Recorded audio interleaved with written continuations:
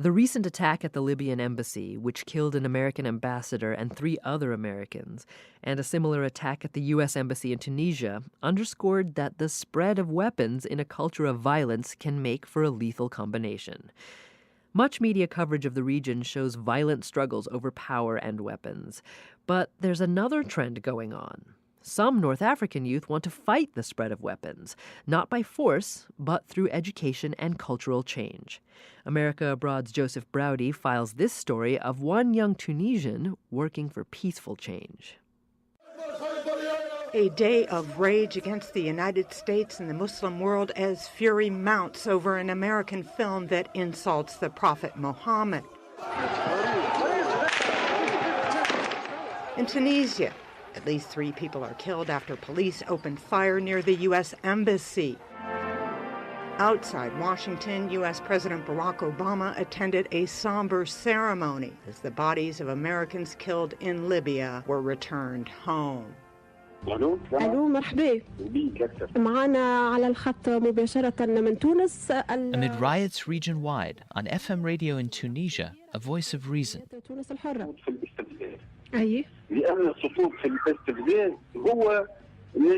Allowing ourselves to be provoked into violent behavior is simply handing a victory to the provocateurs. Hazem Ksouri is referring to the anti-Islamic YouTube film that ignited passions across the Arab world. He's founder of the Free Tunisia Association, a non-profit that aims to stem the roots of war and terrorism by promoting a culture of non-violence. Even during the period of the Prophet Muhammad himself, peace and blessings be upon him, his opponents already were trying to incite against him. But the right response for us is to respond to this hatred of Islam and Islamophobia through alternative, peaceful, civil means, by relying on a culture of nonviolence, by publishing, by researching, by bringing together Arab and Islamic peoples to show the greatness of our Prophet. At a recent convention for non-profit groups in Tunis, Hazem and his staff of 7 volunteer 20-somethings worked the crowd, passing out business cards. They look like any other crew of savvy Arab youth activists, but their somber mission of combating weapons proliferation stands out somehow in the hole full of charity groups, job trainers, and women's empowerment initiatives. Hazem is different because Hazem is haunted. It's been a violent few weeks here, with scores of Tunisians believed to have been shot dead by the security forces. Mounting anger on the streets, and nobody knows what will happen next. Hazem is haunted by the death of his closest friends last year to the gunfire of an ex-dictator's police force. 219 protesters died before the fall of Tunisian ex-president Zain al-Abidine bin Ali in January 2011. 219 more than Hazem could bear. This event was very influential on my life, seeing our brothers fall so randomly, so immorally.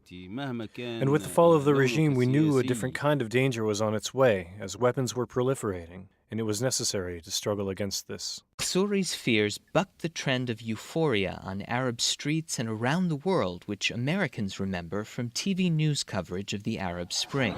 Everybody around is so happy and it's unbelievable. Now, it's sexy and cool to be an Arab revolutionary. What an intoxicating message for a part of the world where the majority is younger than 30. We are seeing something that moves us as Americans because I think Americans left, right, and center believe in government of the people, by the people, and for the people. And when we see people in any country around the world try to make that happen through peaceful means, we instinctively side with them. Though it's a dream that Tunisia be free, it's a dream that Tunisia be democratic, the path to democracy is a long path. The fall of the regime on its own does not create the democracy that the youth of Tunisia want. But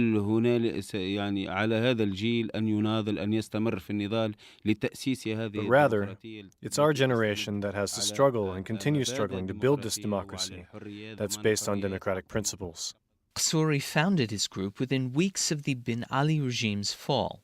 Even as it was getting started, new regimes were falling, and the challenge of stemming violence in North Africa was growing. The weapons that people stole out of stockpiles in Libya during the chaos of the uprising and revolution there have found their way into a number of other countries. Michelle Dunn is director of the Atlantic Council's Rafiq Hariri Center for the Middle East. Tunisia and Egypt have been extremely concerned.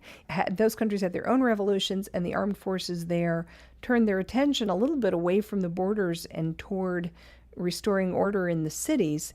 And therefore, it's been a major challenge to them to try to control their borders. In Egypt as well as Tunisia, the months after the revolution saw a spike in violent crime and the formation of new armed Islamist groups like the one in which this Tunisian mosque preacher is a member. Fighting, fighting. O youth, fighting in the path of God. Many Tunisians, especially those opposed to Islamism, began calling for a new security crackdown as the crime wave spiked, but not Hazem Ksouri. In 2007, I joined the legal profession. At that time, cases having to do with terrorism were coming to the court by the thousands. Looking at the files, it was a very dangerous matter. For example, someone who had been found to be praying in a certain place, he would be accused of serious charges that may involve spending 15 years in prison. And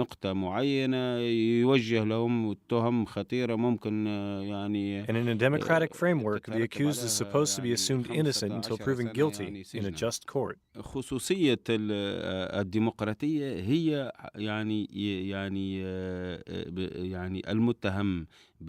The Atlantic Council's Michelle Dunn. And I think that the lawyers who would undertake these defenses would face an extremely frustrating situation and would themselves be considered enemies of the government and therefore under pressure. Ksouri's unusual background insulated him from false nostalgia about Tunisia's dictatorial past. The freedom he has been calling for instead is one in which political and religious leaders restrain themselves from enabling violence, and Ksouri's organization convenes educational sessions to teach them how to do it. Our goal is to move people from the logic of hostility to the logic of rivalry, to try to help someone understand that his opposition is not an enemy, but rather a political rival. We convene workshops. Ksouri's all-volunteer organization is one of many post-Arab Spring nonprofits that are barely known outside their home countries because their staffers do not communicate in English. Their lack of funding is an obvious hindrance to their growth in that Hazem, for example, still works full-time as a defense attorney to provide for his family. I won't hide from you that we've tried to apply for financial support from the United States, but so far not succeeded.